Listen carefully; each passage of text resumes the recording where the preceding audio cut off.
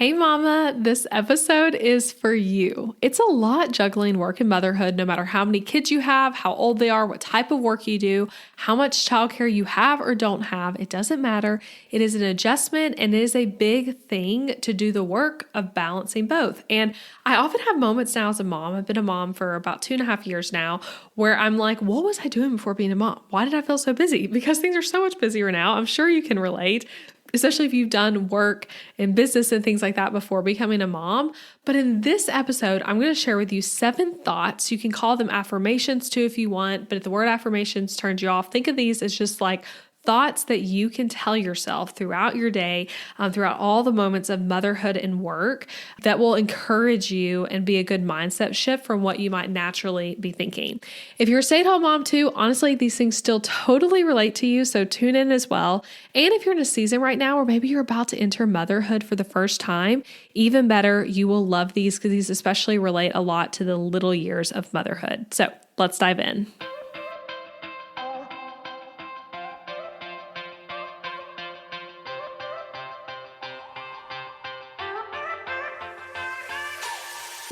Hey guys, I'm Elizabeth McCravey, an online educator for entrepreneurs, website designer, wife, boy mom, and your host for the Breakthrough Brand podcast, the show that's all about pulling back the curtain on how to actually build a successful business.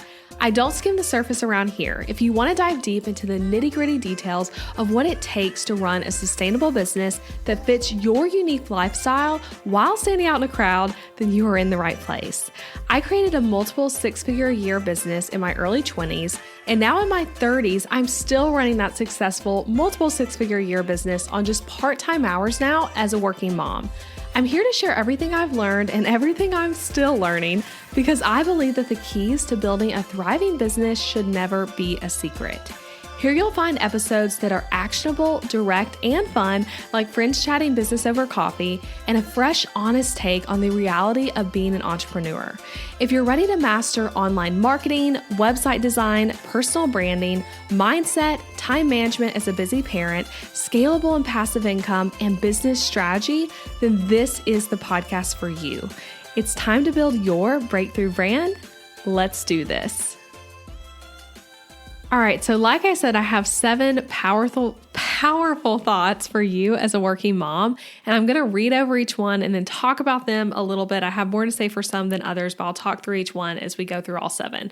So the first one, this is the thought. This is the most important thing I could be doing right now.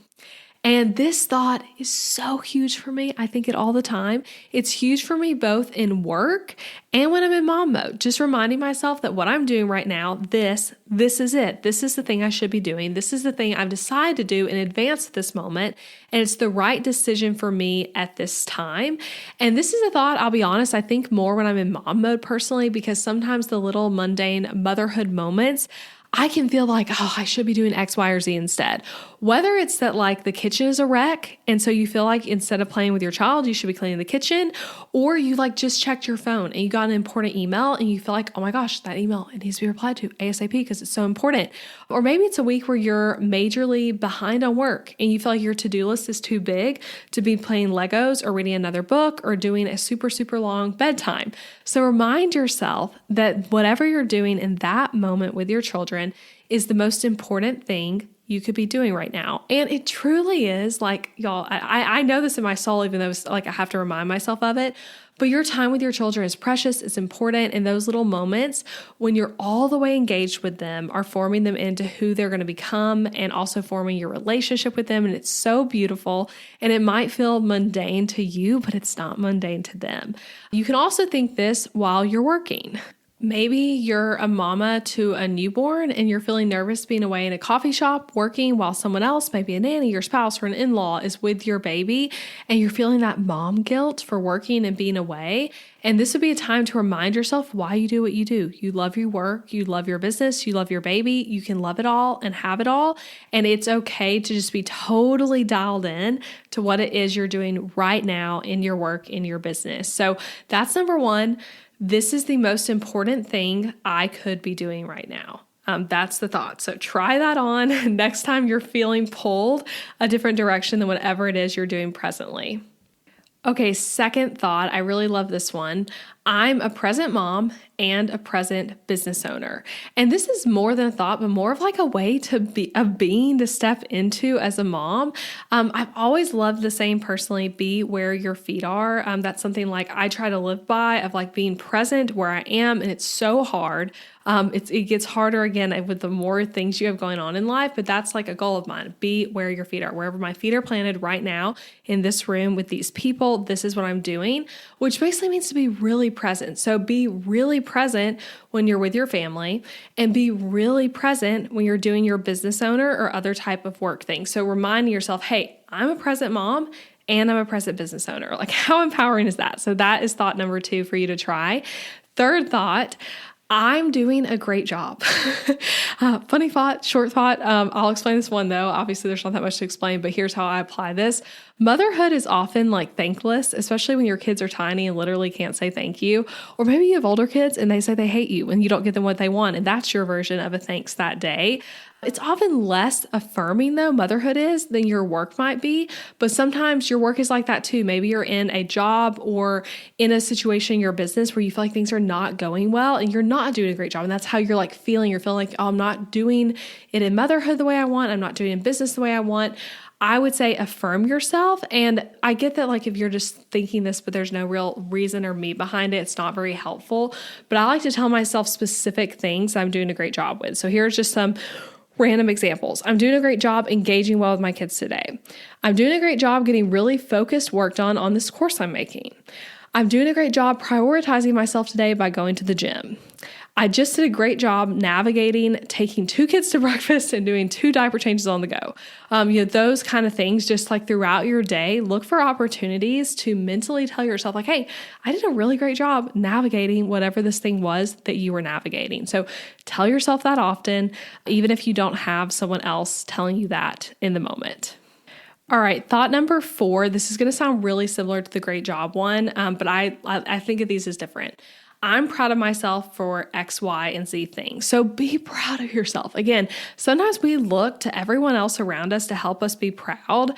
And I do hope you have people in your life who are proud of you and tell you that, but also you can be proud of yourself. And I practice this frequently because I have plenty of things I do in my work that I feel like most people I'm with in day-to-day life do not completely understand. My husband does, but a lot of other people don't. So I have to like be the one that's proud of myself.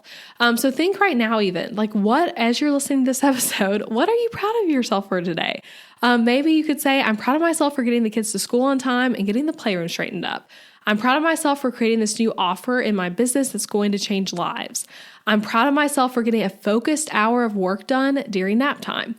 I'm proud of myself for coming up with this fun activity to do that my kids are really loving.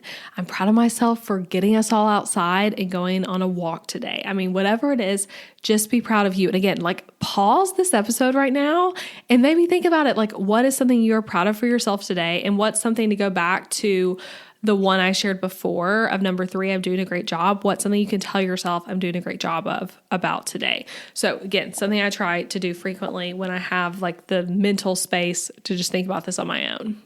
Number 5, there is beauty in a slower, more whimsical pace. I love this one too. I keep saying that for all of these. But motherhood is characterized by slower paces, especially when your kids are little, like moving at a snail's pace sometimes. You do a lot of the same things over and over again. You're at home a lot.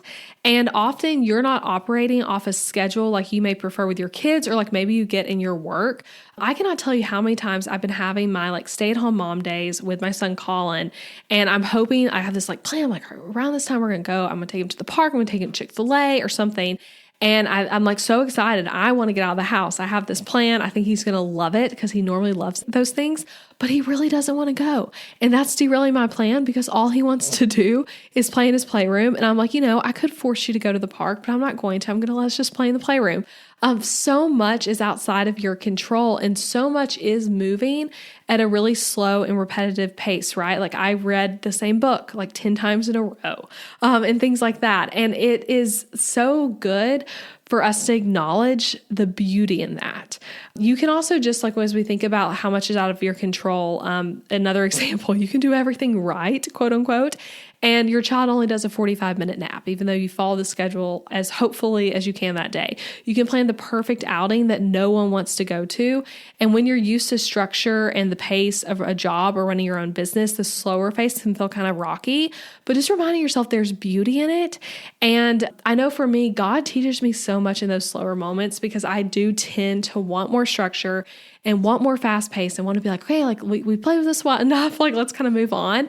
And I literally feel like through motherhood, I've learned a lot about just like slowing down and just like letting things happen, like just being more whimsical in the pace I take throughout a long day. So that's number 5. There's beauty in a slower, more whimsical pace. All right, and number 6, this one relates a lot to the beauty and the more whimsical pace, but this is the life I've dreamed of. So this is a gratitude thought that I literally think all the time because for me, this is the life I've dreamed of. I want this. I want to be a mom. I want to work, and I want these slow moments. Like I was saying about the mundane moments, like I want that. Even if in the moment, sometimes I'm like aching a little bit for something else. I want the work of, the client project and making this course. I want it all. It's the life I've dreamed of. So if that feels like it applies to you, or maybe even at the very least, like some parts of it, like maybe you are someone who you can relate to what I'm saying of like, hey, you want to be a mom and you want to do this work thing, reminding yourself like, hey, this is what I wanted. I'm getting what I wanted. This is the life I've dreamed of, and I'm really happy about it. And figuring out how to like tune into that gratitude more. Also for me, in a non-scarcity way, because I know there's so much annoying content out there about scarcity around the little years with your kids. But I like to think too, of like, this is the life I've dreamed of. And like, he's only little this long. And it's so fun. And like the different parts of your kids being little that you won't get back. It's just like, oh, like I love it so much. And I want to cherish it like while I'm in that season. So that's 6. This is the life I've dreamed of. Okay, last one, number 7. My child is safe without me.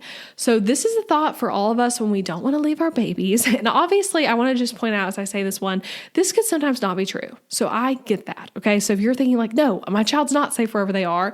Yeah, don't think this thought, obviously.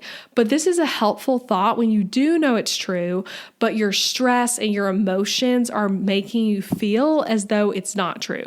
So like saying they're with grandma downstairs while you're upstairs working and you're preoccupied with like how things are going. And maybe you don't want to be working because you're like, oh no, I'd rather be down there with my baby.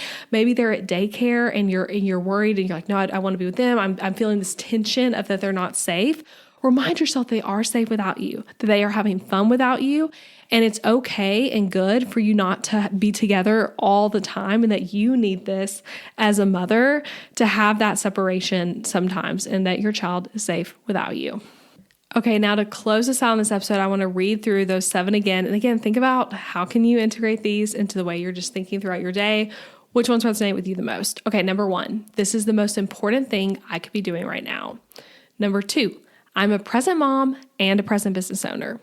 3, I'm doing a great job at XYZ, or just I'm doing a great job. Number 4, I'm proud of myself for fill in the blank thing. Number 5, there's beauty in a slower, more whimsical pace. 6, this is the life I've dreamed of. And 7, my child is safe without me. Okay, so that is it, friend. I hope these thoughts help you the way they have helped me. And if you want more podcast episodes that relate to motherhood and work and business, seriously, just scroll back through this catalog, go to my blog and look at the motherhood category. You'll be able to find some there as well. But I have tons of different episodes where I'm sharing stuff similar to this of just talking about work and business together that I hope could be helpful to you. That's it though. I'll be back next week with another episode. Hey, thank you for listening to the podcast, friend. I so appreciate you being here. That just flew by, didn't it? If you want more Breakthrough Brand, then you have to join my free Facebook community for podcast listeners, where you can connect with like-minded business owners and go deeper on what you learn on this podcast. Go to elizabethmccravy.com/Facebook to request to join the free group. I cannot wait to connect with you there. Again, that's elizabethmccravy.com/Facebook to access the group. Also, if you love this episode, leaving a rating and review for the show wherever you're listening, or sharing this episode with a friend is a great way to support this podcast. I appreciate it so much. Again, thank you for listening, and I'll be back next week with another episode.